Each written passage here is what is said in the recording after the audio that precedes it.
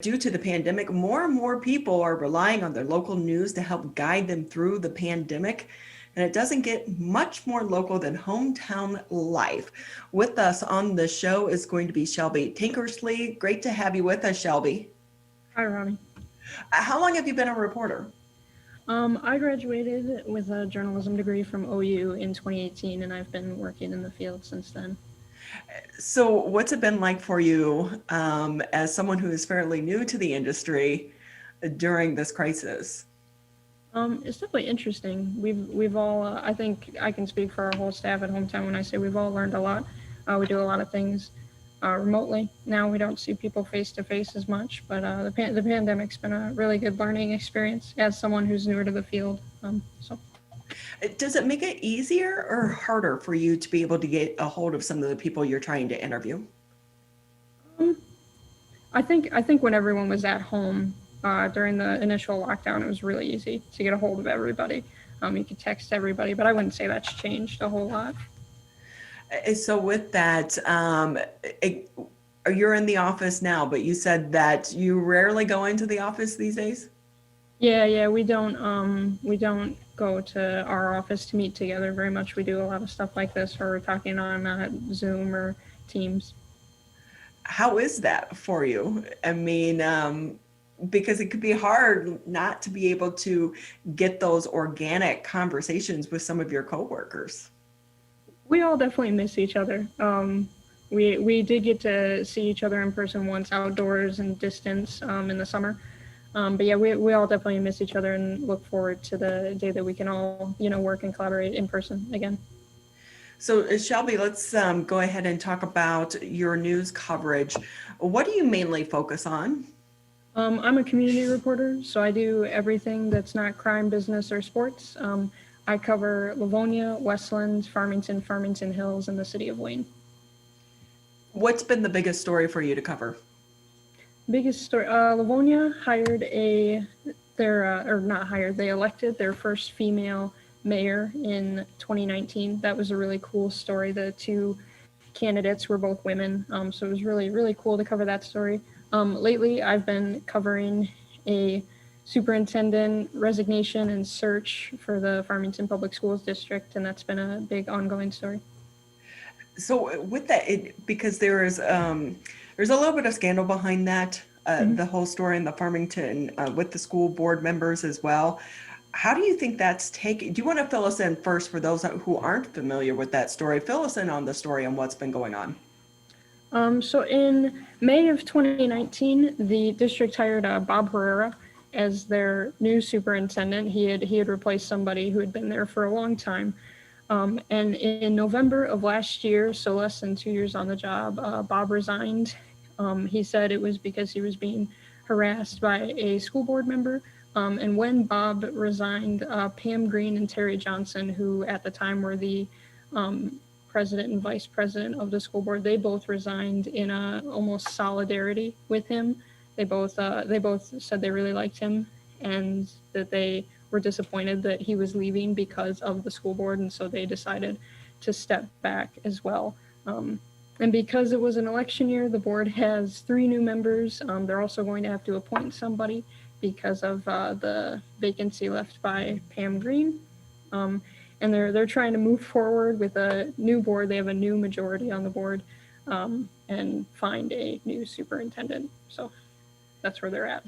And you're thinking about this, all of this is going down in Mm-hmm. the middle of the COVID-19 crisis in Yeah. which the individual schools and the districts are trying to navigate the crisis as well. Mm-hmm. How do you think the shakeup is going to impact the actual school district and the students?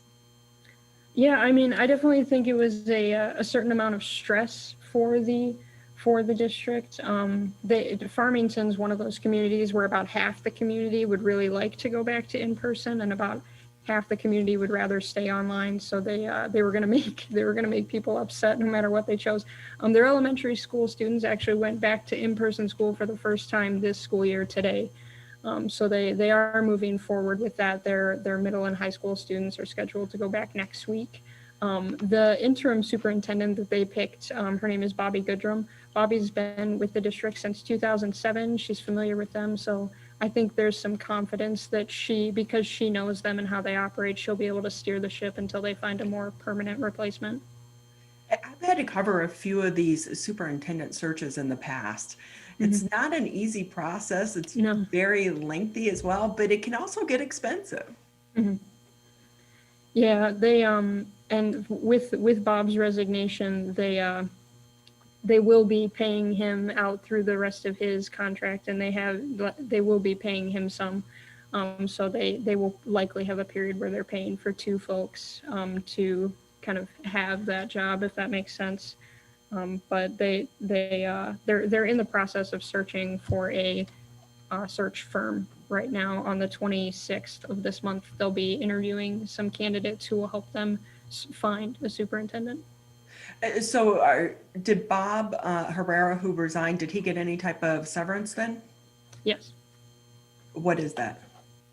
If I'm being totally honest, I don't know it off the top of my head. That's okay. You just wonder because these are tough budget times Yeah. for so many school districts on top of all of this, and now having to pay a superintendent that's not there. Yeah, and I would say Farmington is it's in Oakland County. Farmington and Farmington Hills are both really nice communities. I would say they're definitely one of the more affluent districts that we cover. But yeah, that's certainly a concern I'm sure they have. So hometown life, you guys are very hyper local. Have you seen an increase in the interest of the stories that you and other members of the team are covering right now? I would say so. Yeah, I would say so. I think initially in the spring when we were trying to figure out how to cover the coronavirus pandemic, we found that a lot of people were really interested in, what the coronavirus pandemic means for Livonia or what it means for Birmingham or Farmington Hills. So that was certainly a big push toward local. And I think with everything going on with the school districts, every school district has their own way of attempting to handle this. And so it's definitely important for people to know what's going on for their city. How does a platform as well work? Because I know that we get like an edition once a week, I think it is, or once every 2 weeks. But I would imagine for most people, it's the online digital format that is most important for people. Yeah, I would say so. We definitely engage with most of our readers through Facebook or our website. And even now, I speak with a lot of sources and set things up over Facebook Messenger. So yeah, digitally, we definitely find we're connecting with our readers, and that's where the industry's been moving for years anyway. So. Shelby Tankersley with us here on the MegaCast. She's a reporter for Hometown Life. So you're just really kind of getting your feet wet with journalism. What's it been like for you overall?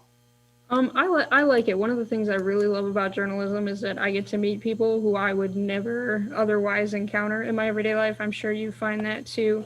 You definitely get to meet a lot of interesting people, and this can be a stressful or tense profession sometimes, but I find that most people are really kind and interesting to talk to.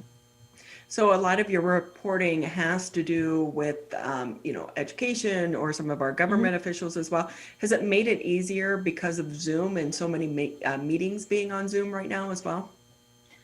Certainly, it's really nice to be honest. It's really nice to be able to pause the meeting while it's being streamed on YouTube and take some notes, and then continue to be able to listen. So yeah, there's definitely benefits to it being online. Shelby, where do you want to go with your future? That's a great question. I feel like I'm right where I'm supposed to be right now. But I think this is an important job to do. Telling the truth and getting the truth out there, I think is really important. And certainly for local news, we do a very important service to the community. So I don't see myself leaving journalism anytime soon, I guess. It's so great to hear because we need young people to go into the field, but there has been a wave of people, let's just say, I think I read one study where reporters and journalists were ranked below car sales people when it came to, confidence from the American people, which, not anything against car salespeople as well, but with so many people not, there's this pushback against journalism, and we saw it last week or January 6th in the DC Capitol. With that, what do you think the future for you, because you are just starting out in this industry, how do you defend the media and journalism during this time? I think the truth isn't always a pleasant thing. I will say I think we find that as much as people don't trust like more national media outlets, there's certainly a little more trust when it comes to local news. But journalism is one of those professions where I don't know anybody who's doing this to try and get rich. We're all doing this because we think the truth is important. And I think it's helpful to remind people that, journalism are people with friends and family. We're people just trying to do our jobs. And I think once a lot of people get to know reporters, they have a bit of a change of heart when it comes to what they think about them. But we're just trying to inform people and get the truth out there. And, the truth will set you free. That's what they say, right? So. With that, so the backlash, do you think it's going to start to subside with the change in the presidency? That's a great question. I think that, I think journalism as an industry certainly has some work to do to kind of regain the trust of some of the folks that it's maybe lost the trust of. But I think the Biden administration might be a little more friendly to the idea of journalism and journalism that we're not necessarily, comfortable with as far as whether or not you like the information you're getting from them.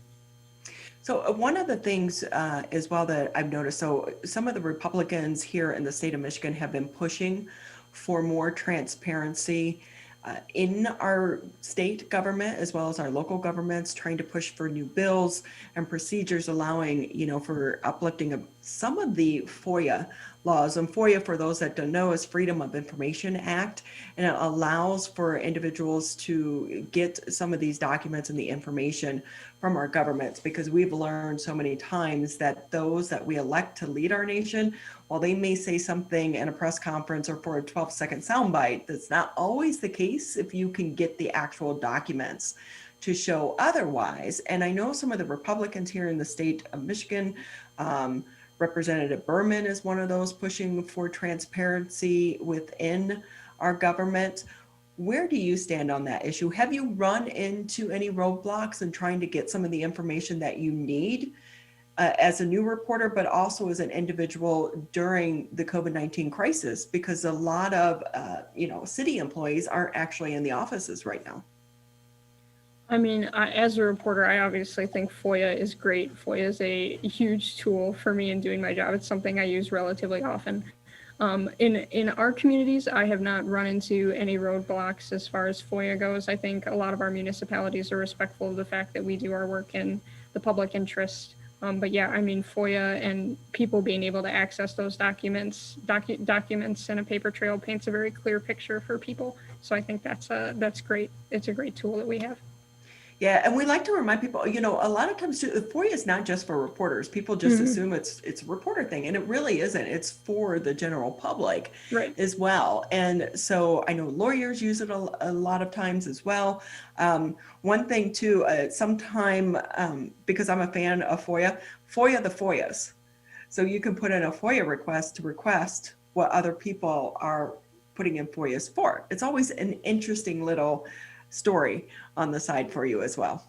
Yeah. Okay, Shelby, anything else that you want to touch on before we let you go? No, I think that's it. We'll definitely be continuing to cover what's going on in Farmington as they figure out their superintendent situation and their school board situation. So. And with that, Shelby, if people want to read some of your work, where can they find it? And are you on social media as well? Yeah, I am on Twitter at Shelby Tank. It's Shelby_Tank with 2 Ks. And all of our community reporting is at hometownlife.com. Hometown and life are spelled exactly how you would think they'd be spelled. So that's where we're at. Well, thank you so much for being with us. We appreciate your time, and good luck to you as well. Thanks for having me, Ronnie.